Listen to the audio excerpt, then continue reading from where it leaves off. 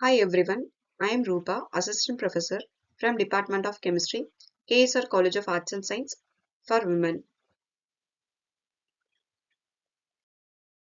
Today we see the topic is photochemistry. Photochemistry is nothing but the reactions are carried out in the presence of sunlight. See this picture, the molecule is absorbed sunlight and it's going to the higher energy level, that means called excited level. After that it is converted into the product. See, some of the common examples of photochemical reactions are the synthesis of carbohydrate in plant and conversion of oxygen into ozone, and next one is the formation of vitamin D with sunlight. This is the pictorial representation of photochemical reactions. Already we know that the photosynthesis of carbohydrate in plant and the conversion of oxygen into ozone and formation of vitamin D with sunlight. Next, singlet and triplet excited state. See this picture A. The two electrons are present in ground state and it's also present in opposite spin. So the spin of the electron is 0 and the spin multiplicity is 1. So this is called as singlet state. And second, they say this picture B. The electrons are present in singlet ground state and excited state. So overall spin equal to 0 and overall spin multiplicity also 1. And see this picture 3. The electrons are present in parallel spin.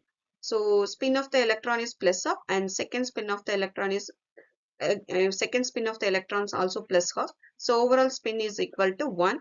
So the spin multiplicity also 3. So this is called as triplet excited state. Next, Japlansky diagram. See this picture, S0, S1, S2 are called as ground state and T1 is called as triplet state.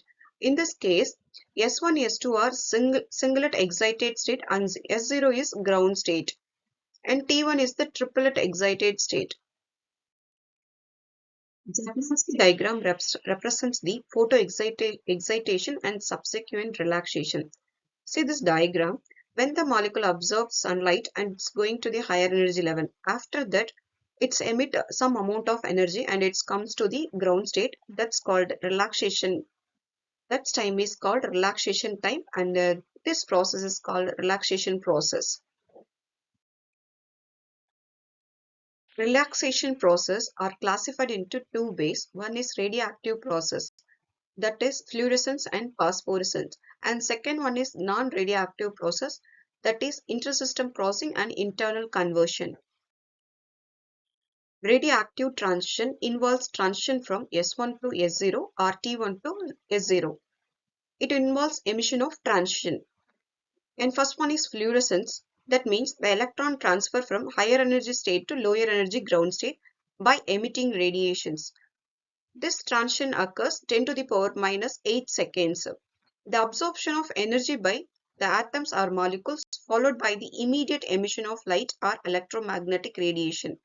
Emission of light suddenly stops or removal of light source. This overall process is called as fluorescence process. Next, quenching of fluorescence.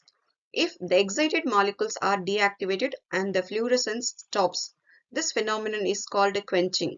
And when the activated molecules undergo a change from a singlet excited state to triplet excited state, this is called internal quenching.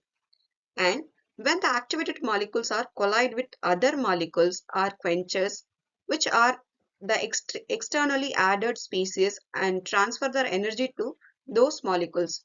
This is called external quenching. These are the different types of quenchings.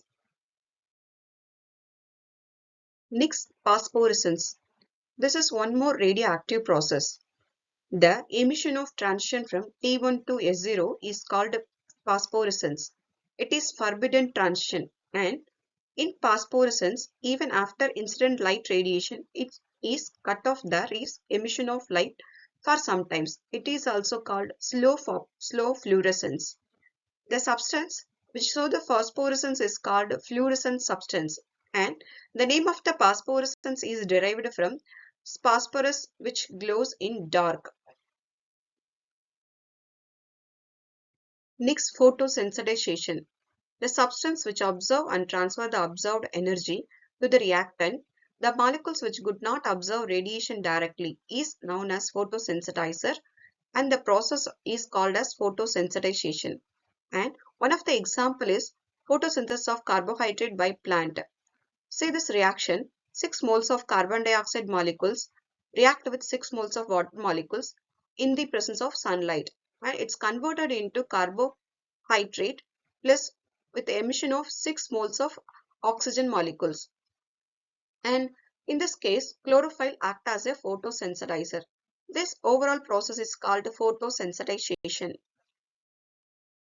Next, we will see the another class. Thank you for all.